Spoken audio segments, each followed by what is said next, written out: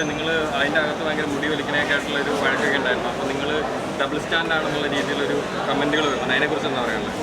ഈ big boss ഹൗസിനകത്ത് നമ്മൾ നിൽക്കുമ്പോൾ നമ്മൾ ഓരോ വരക്കിടുമ്പോൾ കാര്യങ്ങളൊക്കെ നമുക്കറിയില്ല. നമുക്ക് ഈ 100 ക്യാമറ നമ്മുടെ കണ്ണിലില്ല, നമുക്ക് ആകെ ഒരു ക്യാമറ നമ്മുടെ കണ്ണ് മാത്രമേ. അപ്പോൾ ആ സമയത്ത് ഞാൻ കാണുന്നില്ല എൻ്റെ പുറകിൽ എന്താ സംഭവിക്കുന്നത്. ജിൻഡപ്പൻ്റെ കൈയൊക്കെ പുറകിലായിരുന്നു. അപ്പോൾ ആര് വലിച്ചു എന്ത് വലിച്ചു എന്നുള്ളത് ക്ലിയർ വിഷൻ എനിക്കുണ്ടായിരുന്നില്ല. പുറത്ത് വന്നു കഴിഞ്ഞിട്ട് I seen the videos clips, കുറേ ഫാൻസ് അത് തന്നിട്ടുണ്ടായിരുന്നു. സോ ആ ഫാൻസിനൊക്കെ ഞാൻ റെസ്പെക്റ്റ് ചെയ്യുന്നു. അവർ കാണിച്ചതിനകത്ത് ജിൻഡപ്പൻ അല്ലായിരുന്നു പിടിച്ചിരുന്നത്. സോ ഞാനത് എന്നിട്ടും കണ്ടിട്ട് ജിൻഡപ്പനാന്ന് പറഞ്ഞ് എനിക്ക് എത്തിക്സ് ഇല്ലാത്ത ഒരാളായിപ്പോൾ. സോ അതെനിക്ക് അക്സെപ്റ്റഡ്, ജിൻഡപ്പനല്ല. So I അപ്ലോഡൈസ്.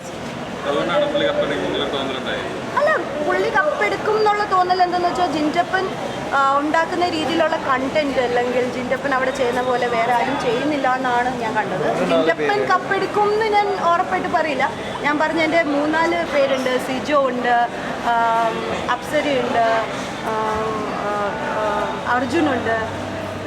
അപ്പോൾ ഇങ്ങനെ കുറേ പേരുണ്ട്. അതിൽ ജിൻഡപ്പൻ വരുന്നെങ്കിൽ സന്തോഷം. ജിൻഡപ്പൻ ആ ക്വാളിറ്റി ഉണ്ട്. ജിൻഡോ ഫേക്ക് ആയിട്ടല്ല കളിക്കുന്നത്. ജിൻഡോ അപ്പോൾ ഒറിജിനലായിട്ട് ഇങ്ങനെ തന്നെയാണോ ലൈഫിൽ ആ കാണിക്കുന്നതും ചെയ്യുന്നതൊക്കെ തന്നെയാണോ?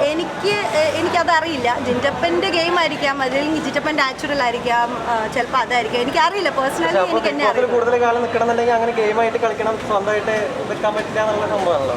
ഗെയിം എന്തായാലും കളിക്കണം, കാരണം അവിടെ ബുദ്ധി ഉണ്ടെങ്കിലേ കളിക്കാൻ പറ്റുള്ളൂ. ഗെയിം എന്തായാലും വേണം. നമ്മളുടെ ആയിട്ടുള്ള പ്ലാൻസ് വേണം, സ്ട്രാറ്റജി വേണം, ഐഡൻറ്റിറ്റി വേണം, എല്ലാം വേണം. അതാണ് ബിഗ് ബോസ്.